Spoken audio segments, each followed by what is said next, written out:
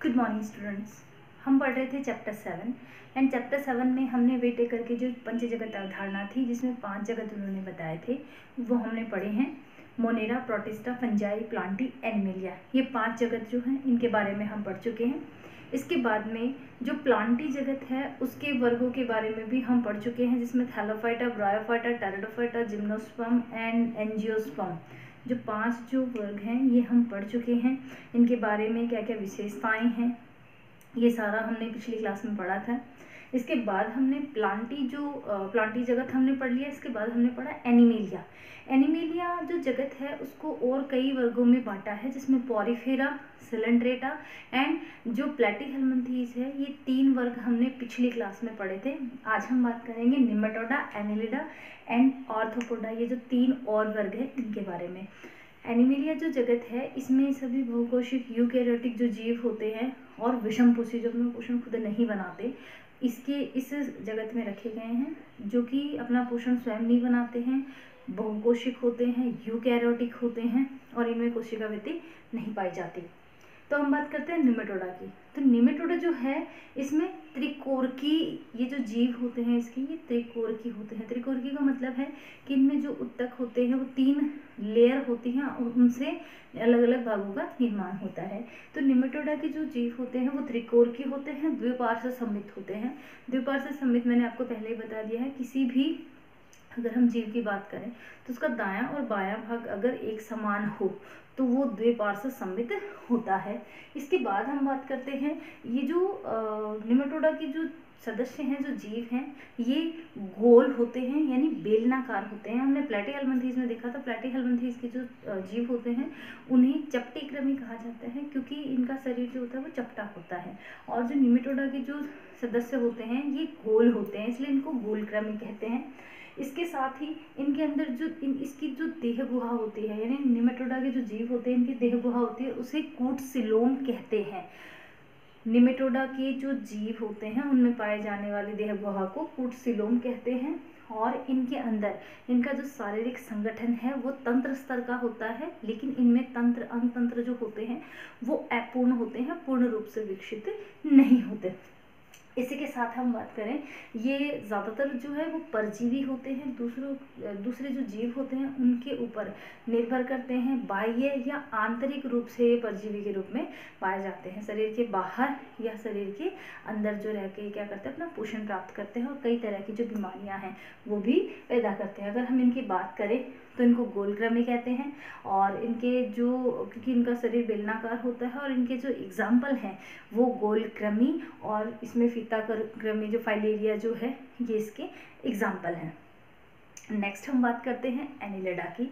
तो जो एनिलिडा है इस वर्ग के जीवों की विशेषता ये है कि इस वर्ग के जो जीव होते हैं कई तरह के एक समान खंडों से मिलकर बने होते हैं। जैसे आपने केंचुआ देखा होगा, केंचुए के शरीर को अगर हम ध्यान से देखें तो उसके अंदर छोटी छोटी रिंग्स सी होती हैं, यानी छल्ले से होते हैं, और लगभग 120 खंड इसमें पाए जाते हैं, जिनका आकार लगभग समान होता है। शुरू के 1-2 खंड और लास्ट के 1-2 खंड जो होते हैं वो थोड़े छोटे होते हैं, बाकी सारे के सारे खंड एक समान होते हैं। तो एनिलिडा के जो जीव होते हैं उनकी सबसे बड़ी विशेषता यही होती है कि इनका शरीर खंडों से मिलकर बना होता है और ये त्रिकोरकी होते हैं, यानी 3 जो उत्तकों की जो परतें होती हैं उनसे इनके अलग अलग भागों का विकास होता है। तो एनिलिडा के जीव त्रिकोरकी होते हैं, द्विपार्श्व सममित होते हैं, यानी अगर उनको सीधे काटें तो ये दायां बायां भाग दोनों का बराबर होगा। इनके अंदर वास्तविक अंग पाए जाते हैं और तंत्र स्तर का इनका शारीरिक संगठन होता है। अगर हम बात करें, अंगों में व्यापक भिन्नता होती है, भिन्न भिन्न तरह के अंग जो हैं इनमें होते हैं। लवणीय और अलवणीय दोनों प्रकार का जो जल है उसमें जो है एनालिड्स जो होते हैं वो पाए जाते हैं। और इनके अंदर संवहन, पाचन, उत्सर्जन और तंत्रिका तंत्र जो है ये पाए जाते हैं और सुचारू रूप से काम करते हैं।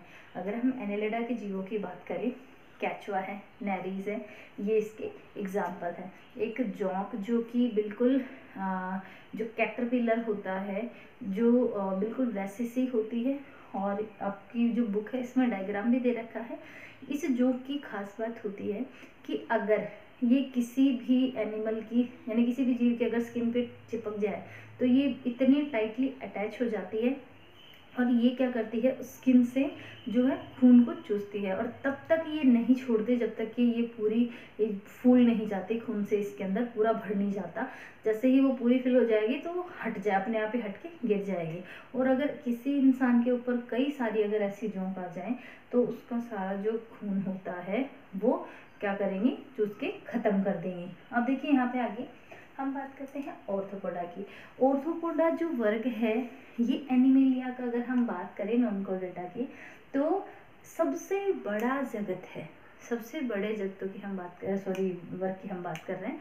तो ऑर्थोपोडा के जो जीव होते हैं मोस्टली जो है विश्व के हर जगह पे ये पाए जाते हैं, चाहे वो बर्फीले इलाकों की बात करें चाहे रेगिस्तानी इलाकों की हम बात करें, तो हर तरह के वातावरण के अंदर ऑर्थोपोडा के जो जीव हैं ये मिलते हैं।